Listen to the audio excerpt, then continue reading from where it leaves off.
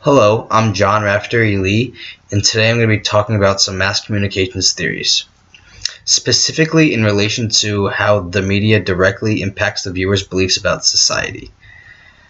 Now, in my research, I conducted one survey with 25 participants, and I also conducted a focus group with 5 of my peers. The following charts have the results from my survey, and they point to some interesting conclusions. Now, as you can see, I had 25 participants, 11 males and 14 females, consisting of a ratio of 44% males and 56% females. Now, before my next slide, I want you to take note that about 50% of my participants were over the age of 43, while the others were evenly divided between the other 5-year age ranges. This is just something interesting to remember when looking at how the participants actually end up getting their media. This next slide is just a simple pie chart to help me get a better idea of how often the participants watched the news and how frequently they kept up on current events. It's also interesting that 52% of the people absorb the news at least 5 to 7 days a week. This is a simple bar graph that shows the breakdown in mediums that people use to get their news. The two most popular mediums were mobile with 12 and television with 9, which is interesting because all of the people that voted for television were over the age of 43, while all the people that voted for mobile were spread out through the rest of the age groups. Now, this is when we start to see some interesting results, especially when it comes to how the participants actually went and got their media. It's shown here that over half the people in the survey trusted mainstream news above everything else, and that was their main source, which was very different than I had predicted, and I thought there would be a much bigger spread out between all the different media outlets. This table shows the confidence that the participants had and how reliable or not reliable the news sources were in reporting the news.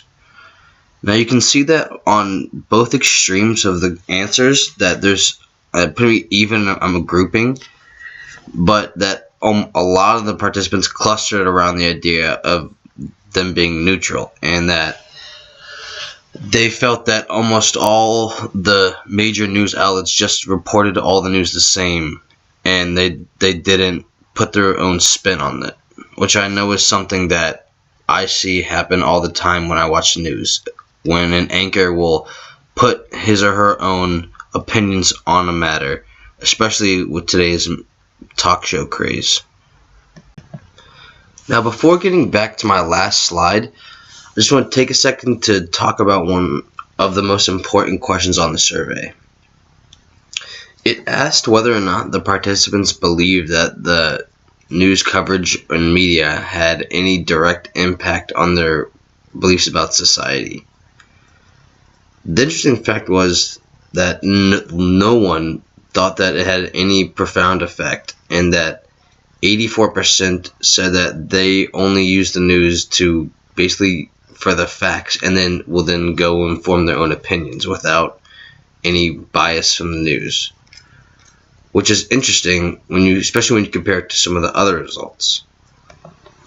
Now, if you look at the previous chart and how 90% of the participants didn't have a great confidence in the news reporting of the media outlets, in comparison to the fact that 84% of the participants did not think that they were directly affected by the media they consumed, I think you get a perfect example of the third person effect, which is the mass comm theory that people believe that the media only affects others and not themselves.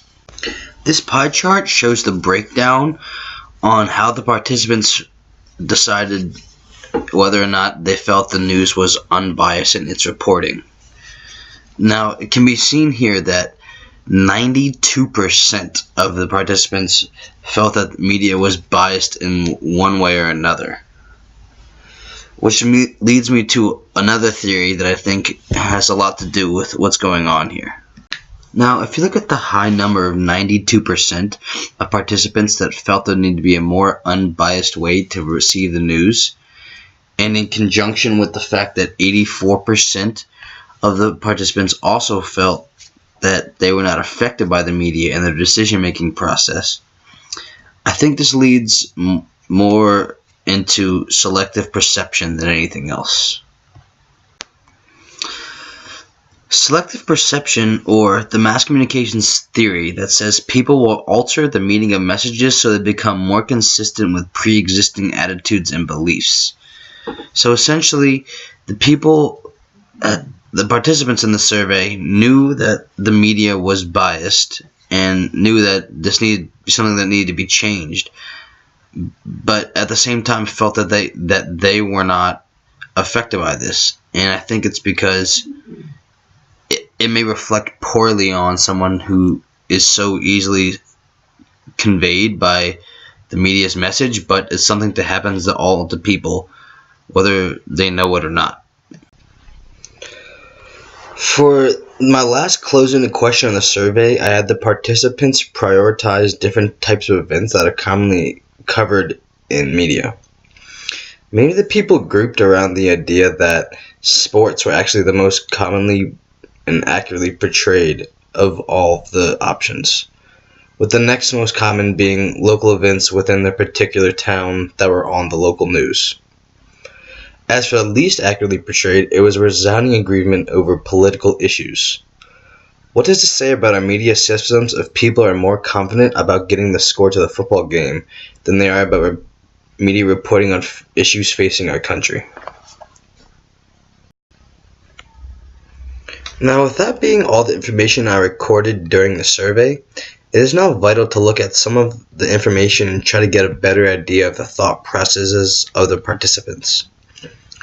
Starting with the fact that almost all the people were not confident in the media sources being able to reliably report on certain events, and you pair that with the idea that almost all of the people in the survey wanted a more unbiased way of receiving the news. And it reveals that almost all of these people have lost their faith in major media coverage in today's society. But when you contrast these thoughts with the fact that many of these people also felt that they were not directly impacted by media, and it seems to be a tad hypocritical. Now, I went another direction when it came to my focus group. I wanted to get a better sense of what other news outlets people were using in addition to the mainstream media. In my survey, it became very evident that the people over the age of 43 preferred the use of mainstream media sources such as ABC, CBS, and NBC. I thought this was especially interesting because I had predicted that it would have been the opposite, and that they would have been more inclined to use right or left-wing media sources such as Fox News or MSNBC. Now, as for the younger participants, many of them seemed to answer other when it came to asking about what was their most used media source. So I decided to get a couple of my fellow students and pick their brains about news and media, and specifically where they got their news from. One of the more popular opinions in the focus group was actually Vice. They preferred this website to mainstream media for several reasons. The first was that they felt that Vice did a good job of not just presenting the facts, but also weaving personality and humor into their videos and stories. One of the focus group participants also felt that the writing style of Vice reporters was far better and superior than that of the mainstream journalist, just because they had a better sense of flow and direction in their pieces, he felt. All of the participants felt that Vice also had a greater worldview in comparison to the very American-focused mainstream media. With all the participants being under the age of 25, they also felt that Vice felt a lot younger and fresher than the monotonous, typical ABC journalist. Now, when I asked my focus group whether or not they felt the media had any direct impact on the views about society, 3 out of the 5 said yes. This surprised me especially because of everything that happened in my survey, so I wanted them to further explain their stance. Many of them use a recent event in the 2016 presidency run, and they felt that CNN had been especially supportive of the Hillary Clinton campaign, but not that of other runners like Bernie Sanders. All the participants agreed that perhaps this was only one instance, but they also all felt that this happens more in mass media than the public is aware. Because of this, the students felt that the mainstream media was biased, and that was a big part of why they looked to other places for their news source. But they realized that journalism can always be flawed, and no matter what, it's not a bad idea to take whatever you're reading with a grain of salt. Now, as I put all this information together, some things become very evident. People no longer have any confidence in the mainstream media. There have been too many occurrences where the media has left the people feeling manipulated, and thus they do not trust it anymore. But without the mainstream media, it becomes a lot harder to stay on top of current events happening in the world. So the question remains, if one does not trust the media and believes that there needs to be a much more unbiased way to get the news, where do we turn? Well, young people seem to be getting it any way they can from their phones, whether it's a news app like Vice or social media like Facebook and Twitter. These seem to be the main avenues for information. As for the older members of society, some seem to be making the transition to mobile news but are hard set in their ways and just watch the daily news on television. It's the easiest way to stay on top of current events, and they always know where to find it. The interesting part of all this is that even though many of the participants agreed that media is still very biased, they seem fairly uninterested in changing where they got their news from. I think this is where the third person effect takes a heavy toll. If they had known that the media is biased, why not just change to a different source? But I think this comes from the fact that they believe that even though they know this bias exists, that they couldn't possibly be manipulated on such a scale. But they all agree that this is happening across the country, but just not to them, which is a classic third-person effect. To me, it just seems like a little bit of ignorance on their part. If they can all agree that there needs to be a new form of media that's less biased, why not try and seek it out? I think this comes from the fact that people just accept things for the way they are and don't try to change them. But if just this small sample of people felt this strongly, maybe something really does need to be done. Bias or not, everyone has their favorite news outlet that they always go back to. If someone does not want to fall and be directly affected by the media bias, perhaps an easy solution would be to try and cross-check any news articles with another trusted source. But it's not all just about recognizing whether or not you're letting yourself be swayed by the mainstream bias. Because no matter what news outlet you choose, there's always going to have some subconscious effect on you as the viewer. The important thing is to not let yourself be directly impacted on every decision when it comes to the topic, and do not fall willingly into this bias. Journalism is about getting the information out to the public for the greater good of knowledge. But unfortunately, people have always had an interest in changing public opinion to sway in one direction or the other. But as the viewer, it is important to read everything and only then make a decision on where you stand on a topic. It's all about letting the news inform you and not guide you.